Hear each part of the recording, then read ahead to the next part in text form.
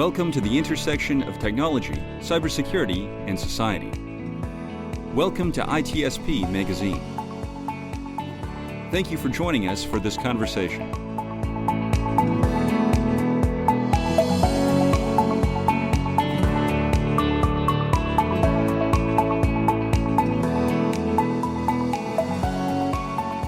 Marco. Sean.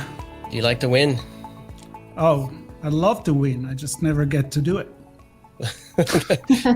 Is that because you have no strategy or no plan, or somebody's always better than you? What's going on? I'm competitive, but I like the Kuber 10 when he says the important is to participate. There is the human side of getting together, perform, and eventually, if you get to win, better. But I think you're missing out if you're only going to be happy if you win.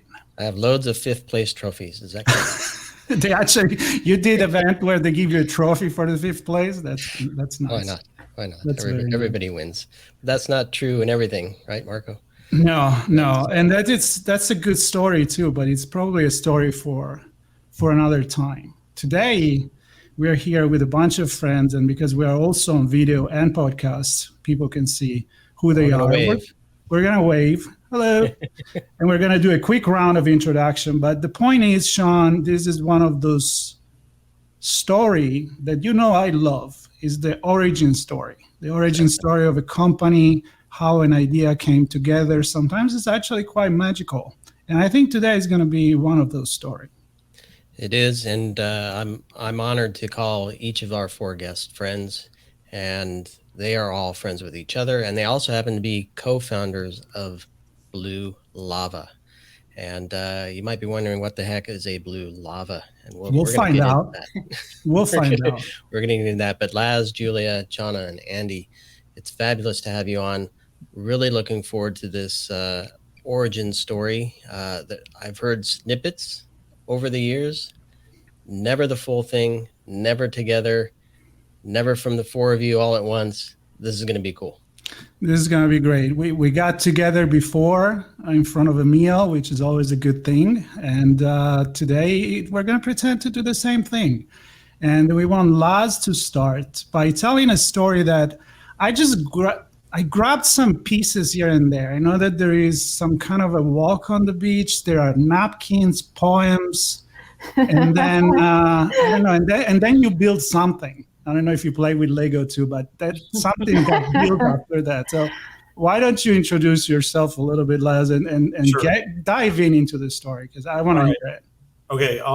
So full name, Demetrios Lazarikos.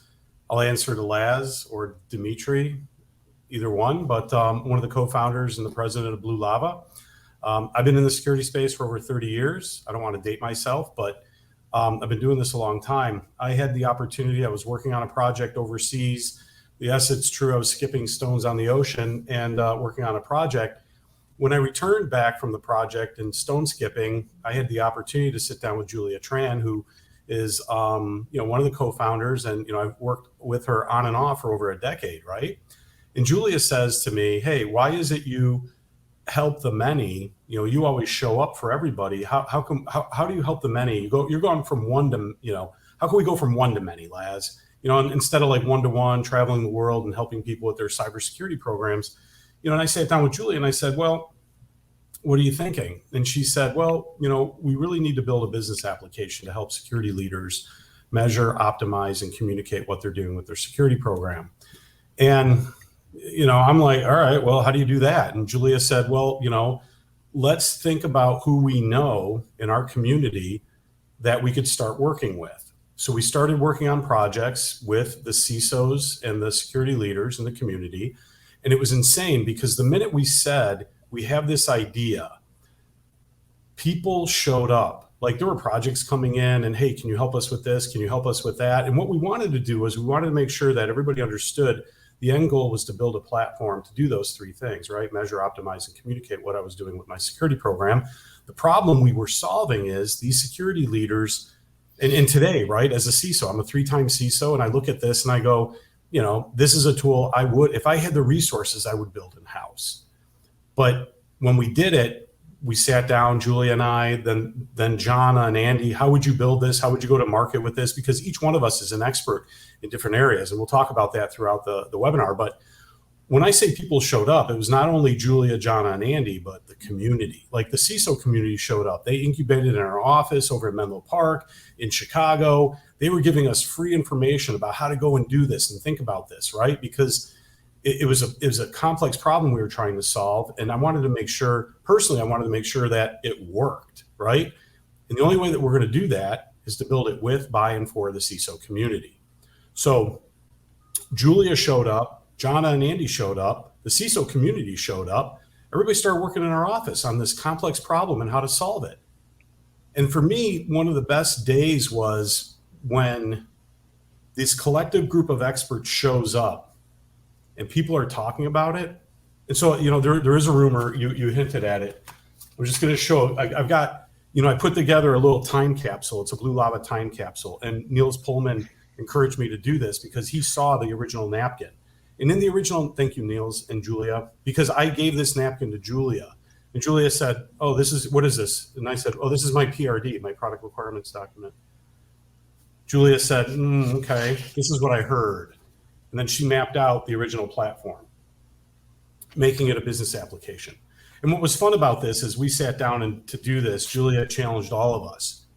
She said, if we're going to do this, do we want to be the voice or the echo? Because we're going to be pioneers building a business application that security leaders need globally. Industry agnostic, these people need this. The day it came together for us, there was a poem that was written.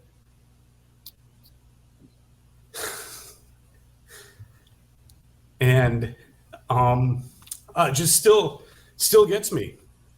We're having lunch on the Embarcadero in San Francisco, and we were talking about this. Julia said, hey, this is going to be fun. And it was kind of like a play on words, but the good guys win. So before you read that, Laz, I just wanted to interject and say, I think thank you for striking us off and talking about how we began in those early days. But I really think that we have a little bit of revisionist history here going on, because at the end of this, we figured out what we needed to build. But there was so much about how to start with figuring out what the problem was in the industry. Yep. And one thing I wanted to say about this was, I think on the shoulders of all of Laz's hard work and getting out there every weekend in his time off, putting his ball cap on and leaving, getting on a plane and helping people all over the world with security issues and problems. That's what this company was built on top of, because then everybody came to us when it was time, when we were looking to solve some of these problems. We're really trying to identify and figure out what the major issues were out there that we could help with, led us to this conclusion. But that we're super proud of, and we'll share a little bit more about.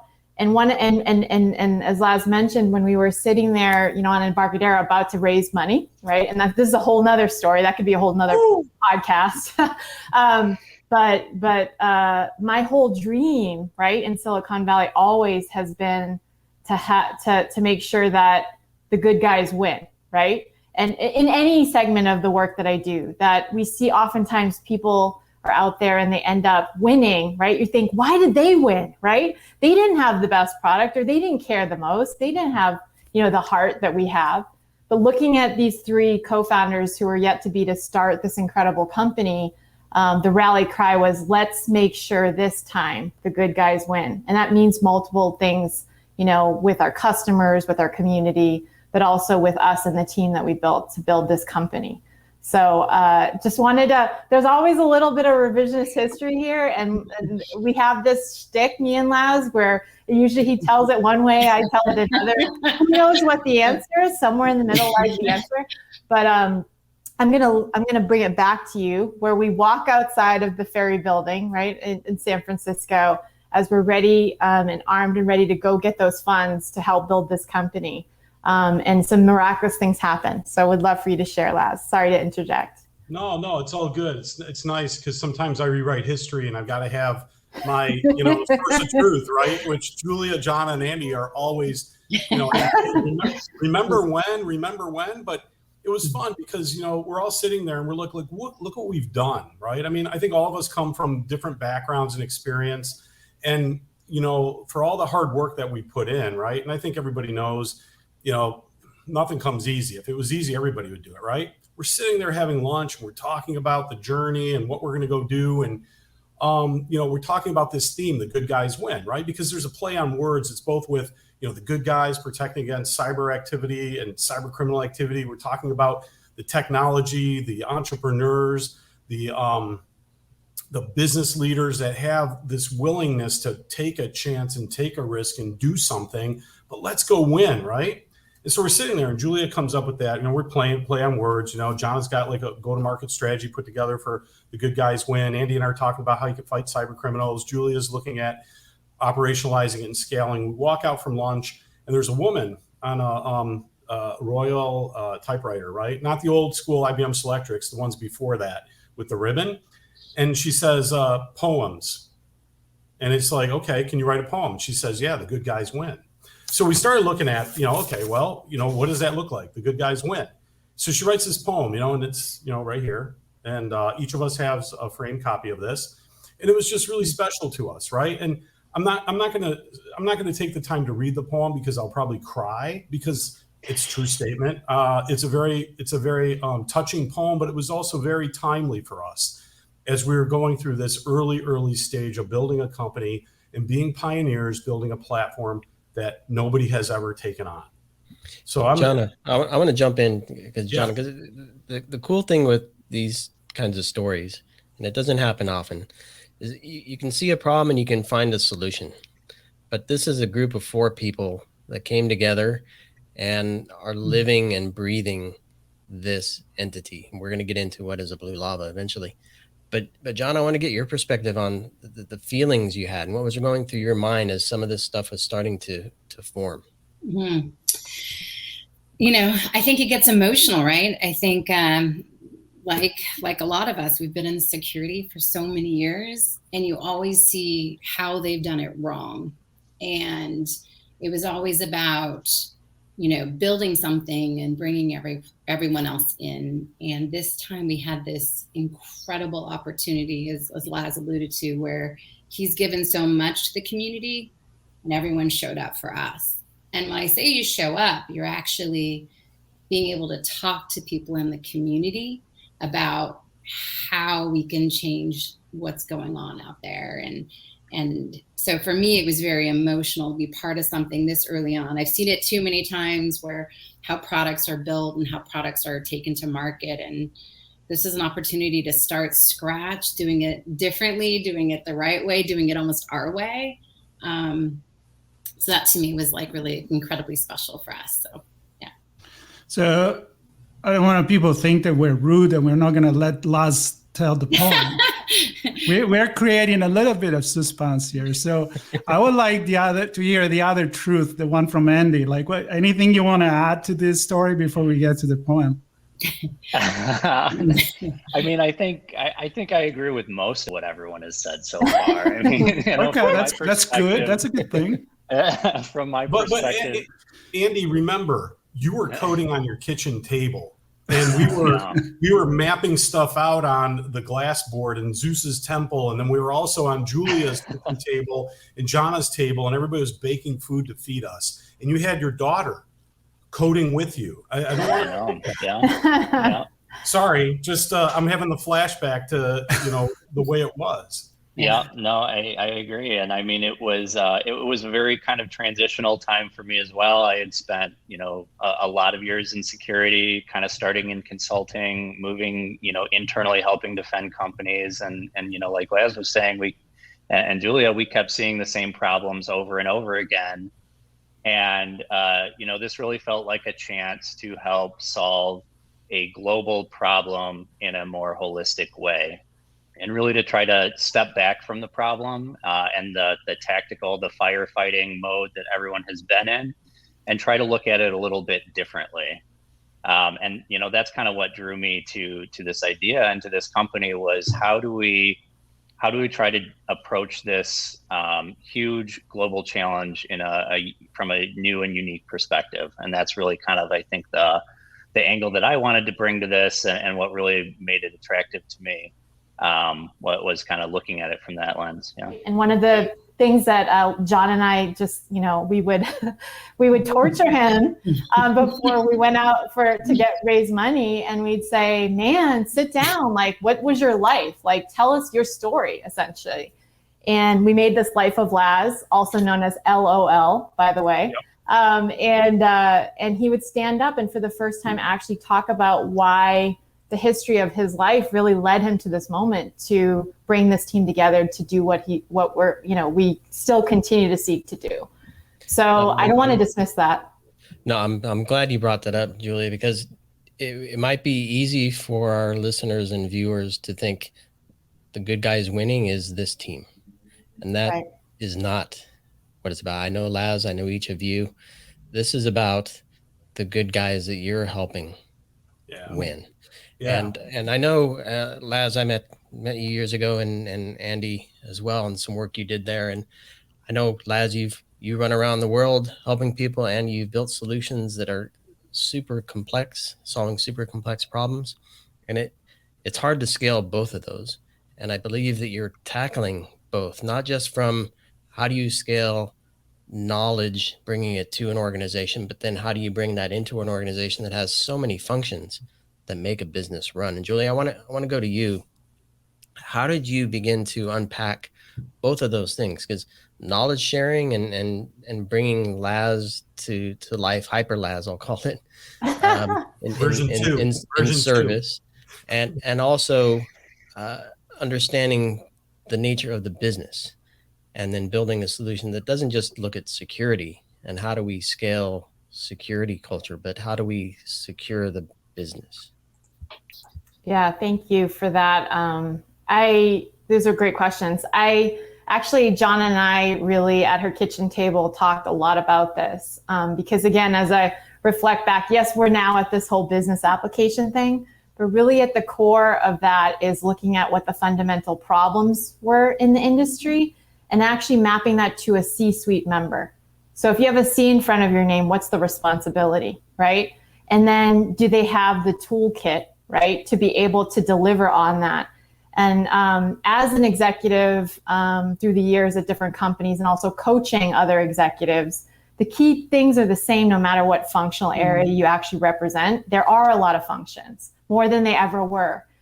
Businesses are more complex than ever, right? And with technology as the bloodline, it is what breathes life to the global economy itself, to be able to reach those individuals all over the world. And so the thing that we narrowed the focus down on is, as someone who's been in the people and culture function and coaching executives through the years, fundamental is trust and confidence. So every single time you're standing up and you're speaking on behalf of your function, that's your job, is to instill that. It isn't to get down in the weeds. It's to look for some sort of commonality, some sort of language around the business that glues what you do, right? The impact of that to the business itself. And so, as we broke things down, what we know is for this, even still the nascent stage of security as a programmatic kind of solution for a company that's systematic and well understood, it's not there yet. And some of the fundamentals are really around performance, right? At the end of the day, how do you measure your own, right? If you don't actually know what it takes when you've been living in a world of the sea of red tape that is regulation, and defining your programs based off of those things, defining your performance based off of meeting your audits. No other function in the company actually exists in this way. And so ultimately we knew that the tribal knowledge from this community, this collective of CISOs and technical leaders, had to draw in knowledge and allow us to provide that out to the rest of the organization so that they could glue it to the business impact. Because everything you do is for those common goals for that business. And how do you then look at the core kind of competencies and capabilities that are necessary to figure out what kind of people you need to hire, what kind of expertise you need to help make sure you can instill that trust and confidence. So those are kind of the key things is, and at the end of the day, when it's not defined, well defined, what ends up happening is you're accountable for everything. And I say this to CISOs time and time again, but you don't own everything, right? So how do you actually start to look at that? And these are all critical pieces, right? Having a trained and qualified group of folks out there where there's not enough education and time, for those who know to actually deliver that knowledge to the people that need to know for the future of security in the industry. Who owns what, so that you can actually work with them effectively to be a business partner. And then at the end of the day, measure your own performance and stand up with confidence and say, we have what it takes to protect this business. So that's how we did it. And a lot of this is about those coaching conversations we've had.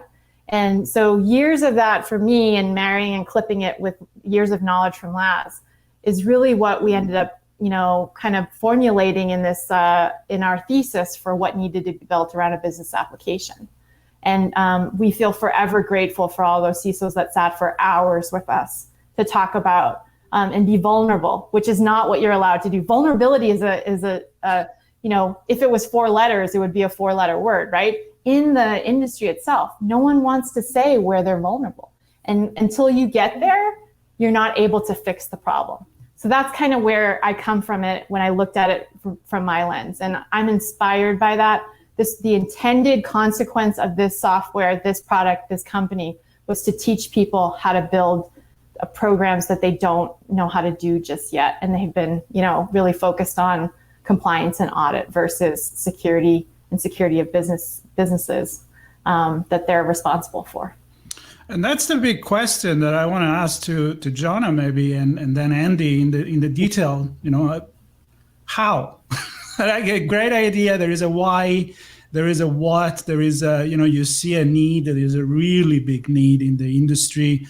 It from the people that are living it on their own skin on a daily life with all the burnout and everything, that you need something that can work as a program that merge the business side of things with the security side of things. So for me, it's an Herculean task, but it seems like you guys kind of found a way. So how?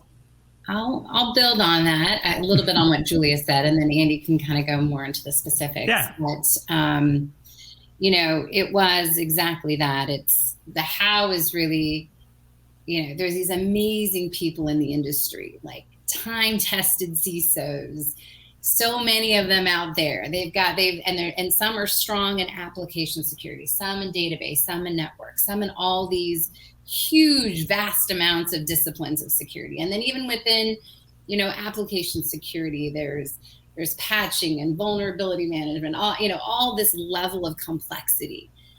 So when you come into Julia's point, as a CISO, whether you're new or even just starting at a new company or looking at a new potential mergers and acquisition opportunity, whatever it may be, we spent time finding the right person with the right knowledge and say, okay, what is the first thing you do in this subset of application security? And what's the next thing you do? And how do you build this best in class program within these capabilities over time? And then, like I said, there's mass amounts of these capabilities and these, that kind of roll up into these disciplines. And so that was the most amazing aha, is to hear people in the industry, and we'd bring a lot of this workings together, and people would kind of move things around and see things, and then we as a team would look at things. That was the how, is you've got to figure out how all those disciplines and capabilities relate to each other, and then be able to use those unique experts in our field to give us all that critical information and Laz's information and be able to kind of make things even better. The 1 + 1 of these people made it to 1,000. So that's kind of, we took that knowledge and then harnessed it from this community to make it even better. And Julia, I'm going to go back to you. You mentioned being vulnerable, and you can take that in a number of different ways. And I know you were looking at it from your own team and being vulnerable in front of an investor community. But I presume you're also vulnerable with each other to kind of think outside of what have you normally done to tackle this problem.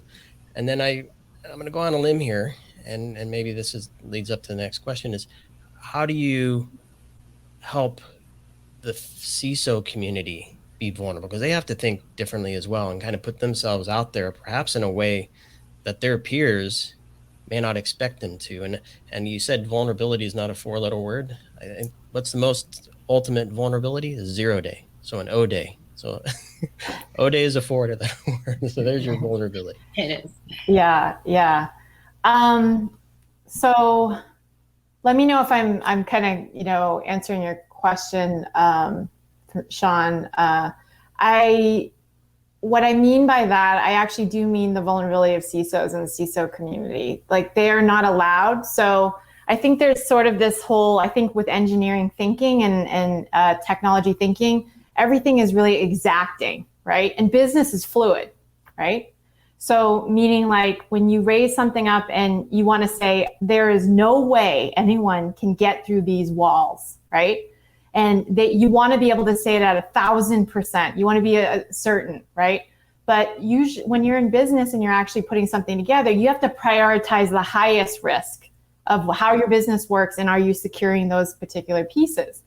And telling somebody, the internal folks, your executive team, your board, who are responsible for the company, or if you think the bad guys are listening, right, that you think you might be vulnerable, is a massive that's something that most CISOs are not willing to admit out loud, right? Because they believe that it puts them and their organization and their company at risk.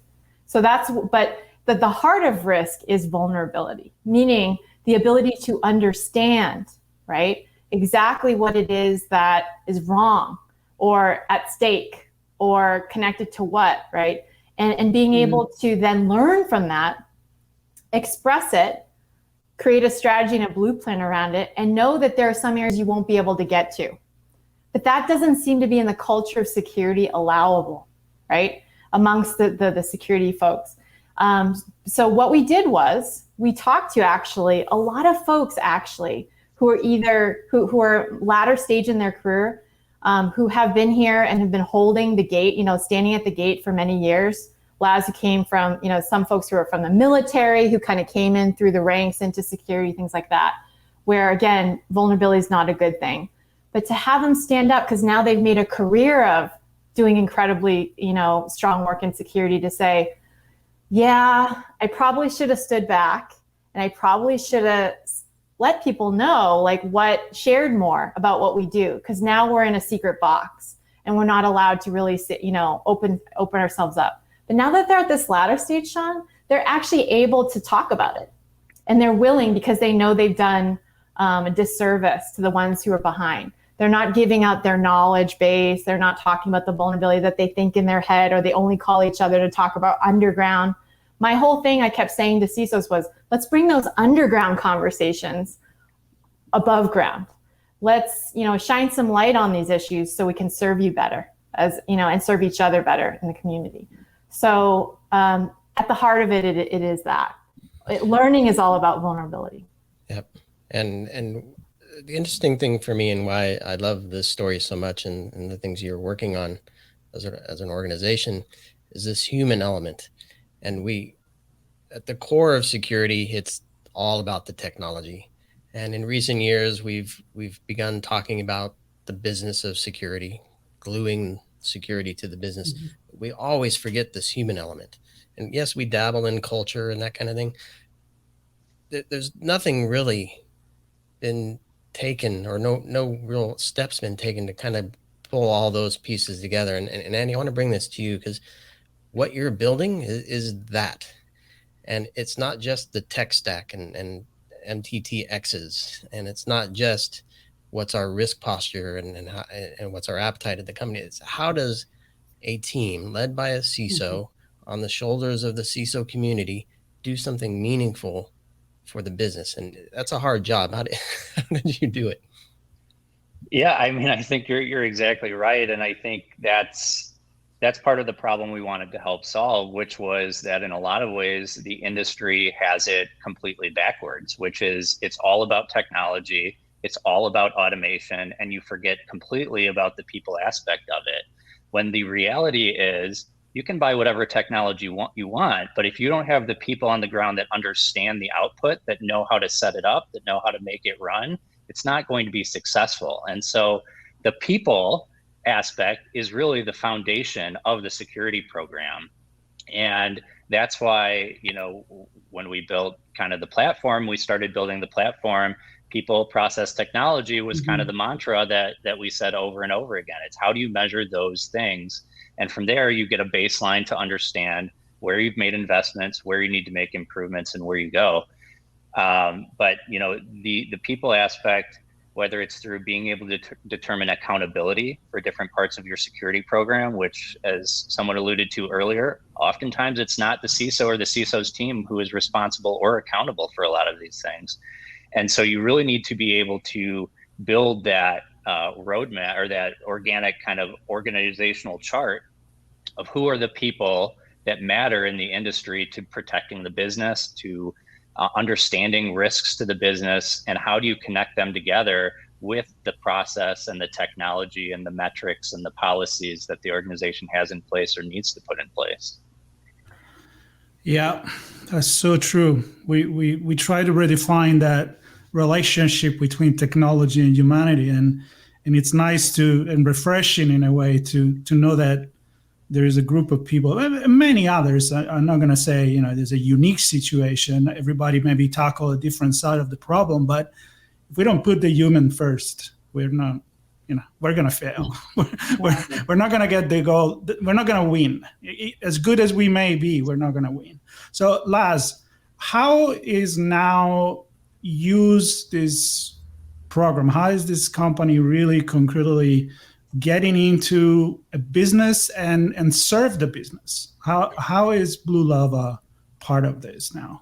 Yeah, so in a number of ways. So we hear from our customers, they love the platform. They've never had data represented this way. They can, I think, the team talks about this. They can now speak in confidence, with ease. They have the data to represent what's happening with their security program.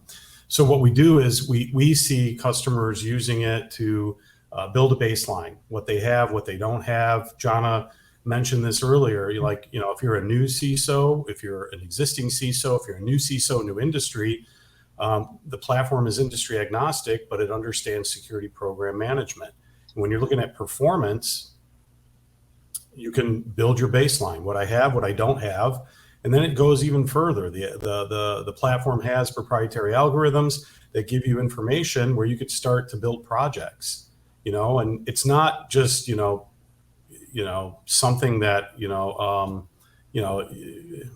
groups are using this to leverage for building not only their program management and the performance management around their program, but they are going to other business leaders inside the company and saying, this is how we're doing. Are we doing good? Are we doing great? How do we get there? What matters to me as a business?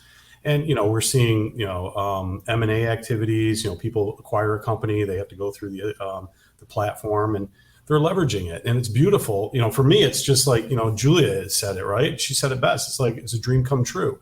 If I was going to build a platform, if I was going to build a solution, if I was to go back in-house again, as a CISO, this is the platform I would have built.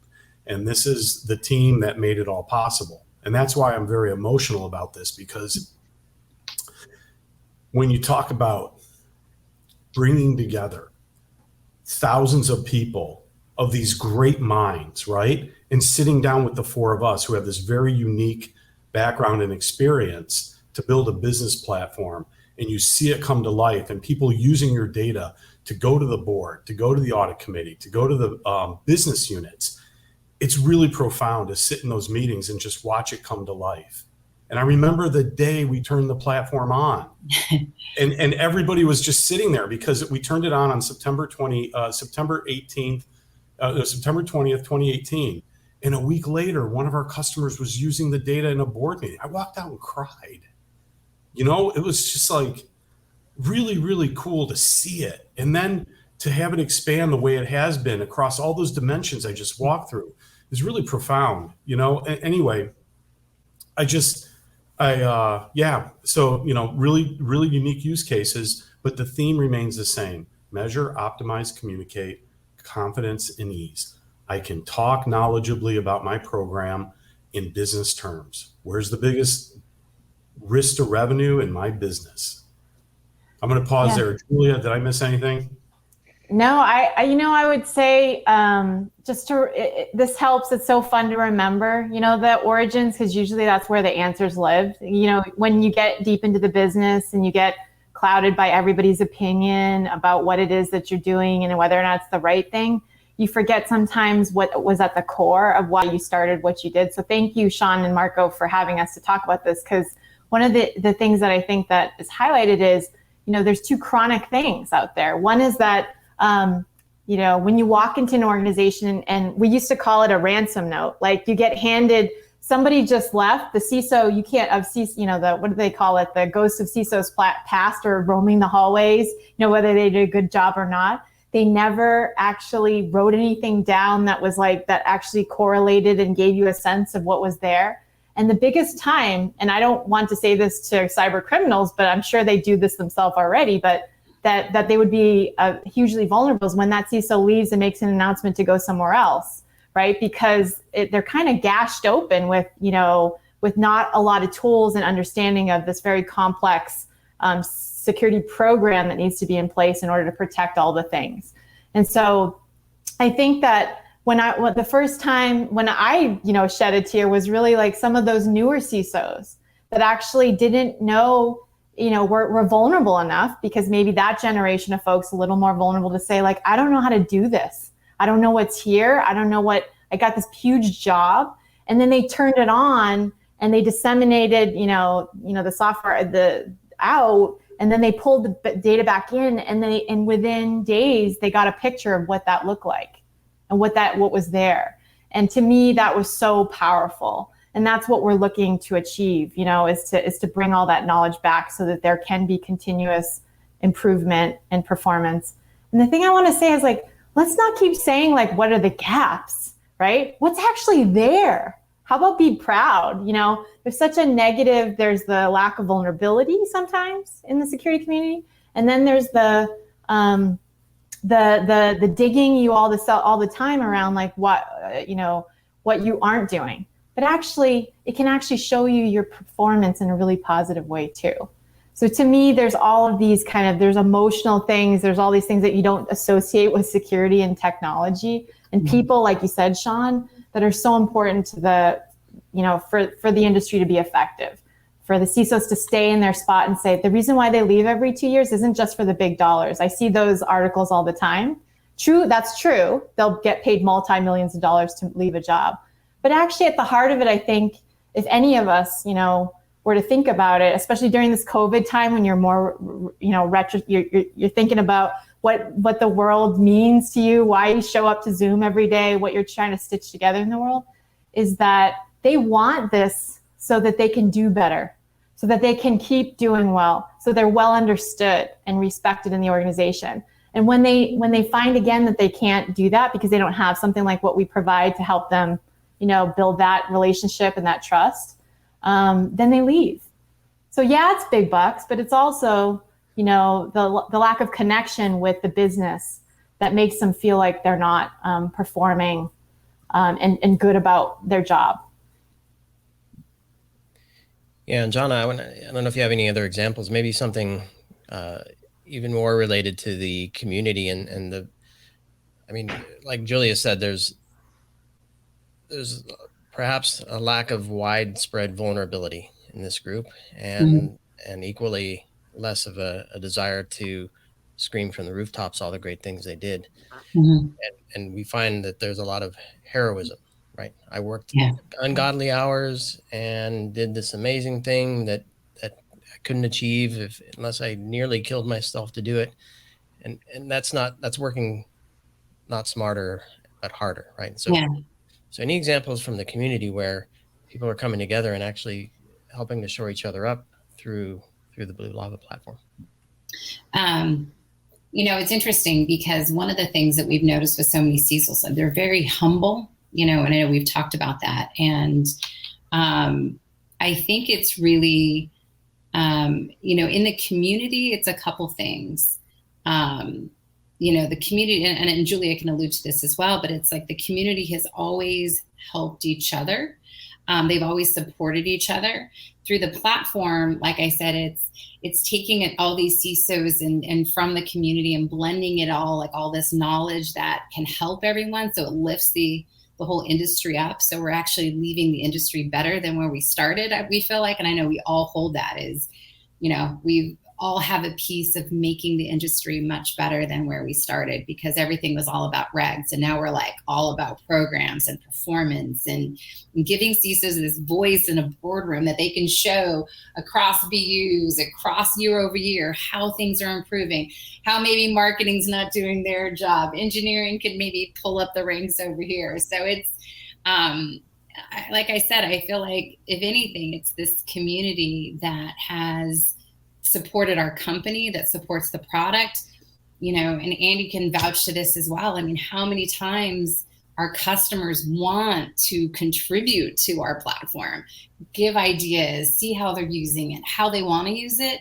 To be honest, that to me that's golden. Like, you don't sit with these customers and they don't say anything. They're wanting to be vocal. Our UX teams have shown them what the future will be, and they have input into that. So we have this saying, it's with, by, for the security community, and everyone has a piece of it in Blue Lava of what it is today. So it wasn't just about us building something that we thought there was a problem. It was like bringing the industry to the problem and having each one of them having a voice, having some sense of ownership into, we got to make this better. And they all, to this day, help. And anytime Blue Lava needs something, they help. So it's extraordinary, to be honest. Yeah.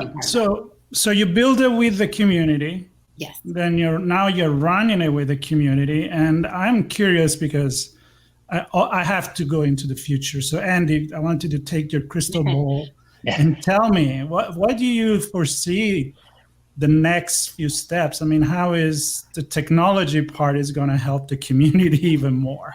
The role of Demetrios Lazarikos was just played by Marco, because that's what he always asks.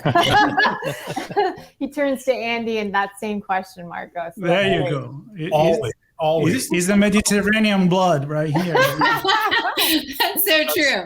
No, it's funny because Andy and I were on a call this morning. I called him right after that meeting and I said, and you know what's next, right? And he's like, yeah, these 4 things. Okay, great.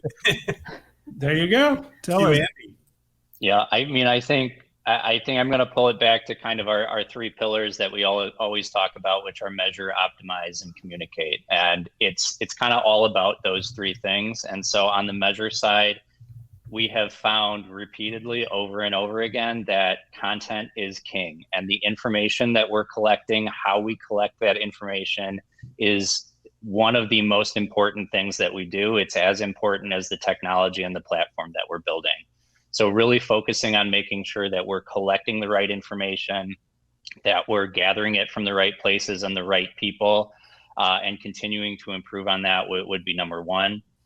Number 2 is kind of the optimization component. And there's a lot of things that we're doing in there, pulling in more information around risk and business objectives, and really building out the features that, to Julia's point earlier, help teach these CISOs and security practitioners how to do this themselves in a new way that's better aligned to the business, by helping surface insights and really deep information out of a data set that they've never had access to before, and is a lot of information that they haven't had the opportunity to examine. So that's kind of number 2, is how do we continue to improve on that and pull more information out of the data we're already collecting. And then I think the third thing is around communication. And when we started, I would say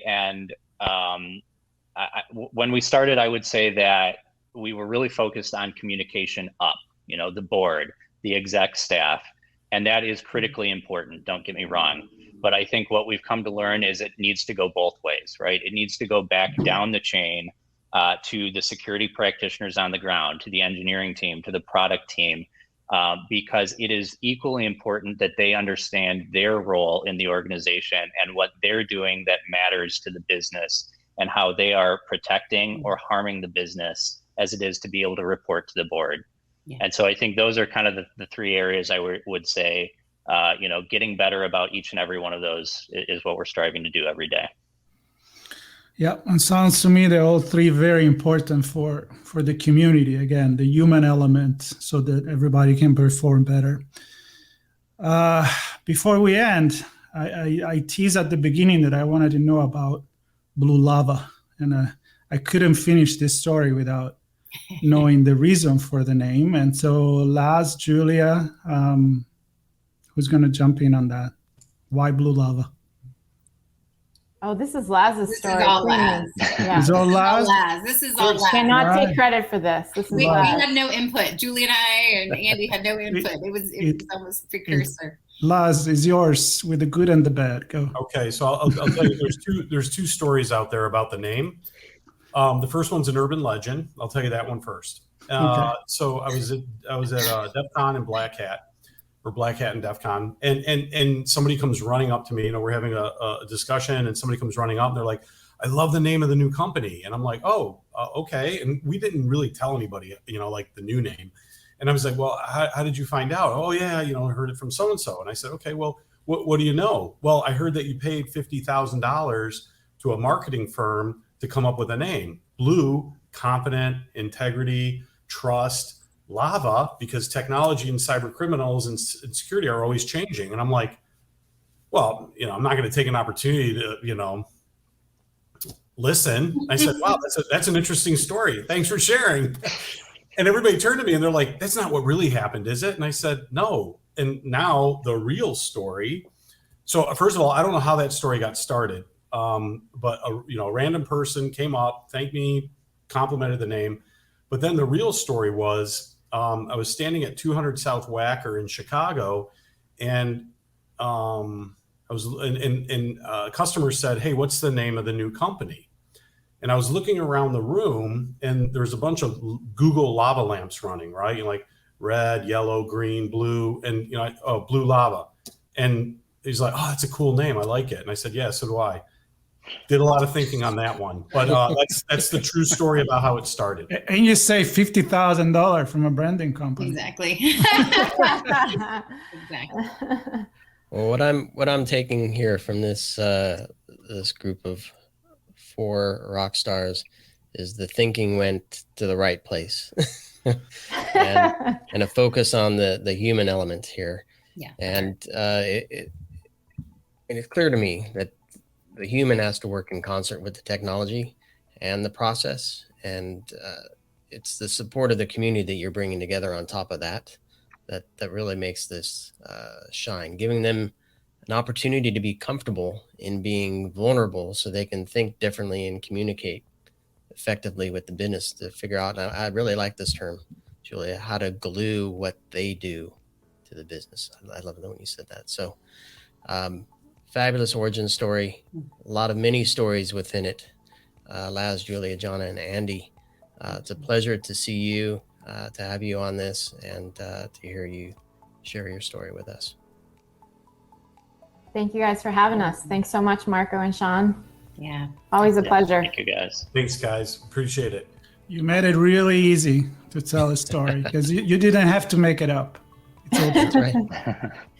Thank you so much. Thank you. Thank you.